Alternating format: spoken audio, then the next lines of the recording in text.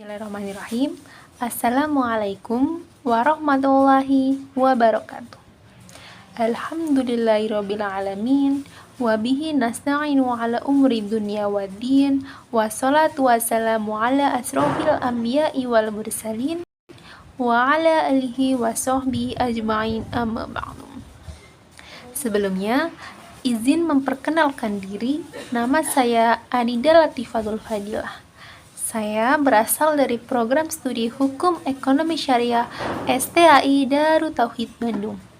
Di sini saya akan menjelaskan materi tentang manusia sebagai makhluk individu dan makhluk sosial. Sebelumnya juga saya ingin mengucapkan terima kasih kepada teman-teman yang sudah berkenan menonton video ini. Semoga video ini dapat bermanfaat. Baik. Yang pertama, di sini saya akan menjelaskan tentang manusia sebagai makhluk individu. Secara bahasa, individu bisa berasal dari bahasa Latin ataupun bahasa Inggris. Jika berasal dari bahasa Latin, maka individu berasal dari kata individuum. Sedangkan berasal dari bahasa Inggris, individu berasal dari kata in yang artinya tidak dan divided yang artinya terbagi. Jadi, individu merupakan satu kesatuan utuh yang terdiri atas jasmani rohani, fisik psikis, dan jiwa raga.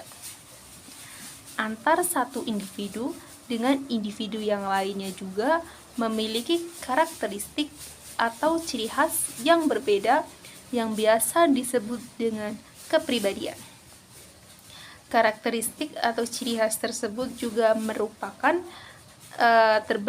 terbentuk dari dua faktor. Yang pertama yaitu faktor genotip. Faktor genotip adalah faktor bawaan atau warisan yang dibawa sejak lahir. Yang kedua, faktor fenotip. Faktor fenotip adalah faktor yang berasal dari lingkungan. Kemudian, kepribadian juga merupakan ciri atau karakteristik watak individu yang konsisten seperti sikap, pola pikiran, tingkah laku yang untuk berbuat, berpikir, ataupun merasakan, khususnya apabila individu tersebut berhubungan dengan individu atau kelompok lain.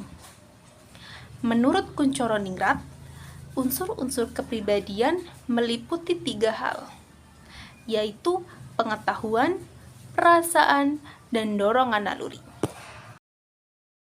Kemudian yang kedua adalah manusia sebagai makhluk. Ada seorang ahli yang mengatakan bahwasannya manusia adalah makhluk monodualis, yang artinya di samping berperan sebagai makhluk individu, manusia juga berperan sebagai makhluk sosial. Alasan manusia dikatakan sebagai makhluk sosial adalah manusia tunduk pada aturan atau norma sosial. Perilaku manusia mengharapkan penilaian dari orang lain. Ini merupakan pendapat dari Kulai. Yang ketiga, potensi manusia akan berkembang apabila berada di tengah-tengah masyarakat.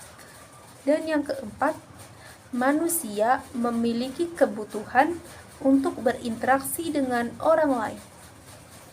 Kulai memberi nama looking glass untuk melihat bahwa mereka dipengaruhi oleh orang lain. Kulai berpendapat bahwa looking glass terbentuk melalui 3 tahap. Tahap pertama, seseorang mempunyai persepsi mengenai pandangan orang lain terhadapnya. Tahap kedua, seseorang mempunyai persepsi mengenai penilaian orang lain terhadapnya. Yang ketiga, seseorang mempunyai perasaan terhadap apa yang dirasakannya sebagai penilaian orang lain terhadapnya. Menurut Surjono Sukanto, suatu himpunan manusia dapat dikatakan sebagai kelompok sosial apabila 1. Adanya kesadaran dari setiap anggota bahwa ia merupakan bagian dari kelompok yang bersangkutan. Yang kedua, adanya interaksi timbal balik antar anggota kelompok yang satu dengan yang lainnya. Yang ketiga, ada sesuatu yang dimiliki bersama. Yang keempat, berstruktur, berkaidah, dan memiliki pola perilaku. Yang terakhir, bersistem dan berproses. Hal ini dinyatakan semenjak manusia lahir membawa keinginan pokok. Yang pertama, keinginan untuk satu dengan manusia di sekelilingnya. Yang kedua, keinginan untuk menjadi satu dengan alam di sekelilingnya. Berbicara tentang manusia sebagai makhluk sosial, juga yang dikenal dengan kaidah sosial. Kaidah sosial adalah peraturan hidup yang menetapkan bagaimana manusia harus bertingkah laku.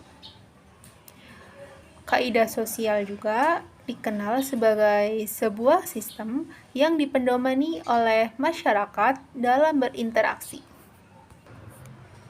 Kaidah sosial ada 4. Yang pertama, kaidah agama. Yang kedua, kaidah kesusilaan. Yang ketiga, kaidah kesopanan. Dan yang keempat, kaidah hukum.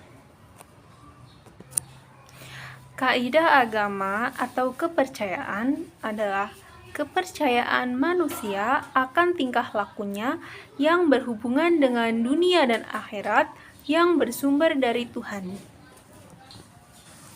Adapun fungsi kaidah agama dalam kehidupan. Yang pertama, sebagai aturan hidup dalam bermasyarakat. Yang kedua, dapat dijadikan sebagai aturan dan stabilitas dalam kehidupan bermasyarakat. Kemudian yang ketiga, menjadikan suasana menjadi tertib dan kondusif. Dan yang keempat, mewujudkan berbagai nilai tatanan. Adapun contoh-contoh dari kaidah agama yaitu seperti dilarang mencuri, dilarang menipu, dilarang berbohong, dan harus rajin beribadah. Kemudian yang kedua adalah norma atau kaidah kesusilaan. Norma atau kaidah kesusilaan adalah peraturan hidup yang berasal dari suara hati manusia. Hukuman dari kaidah atau norma kesusilaan adalah berupa penyesalan.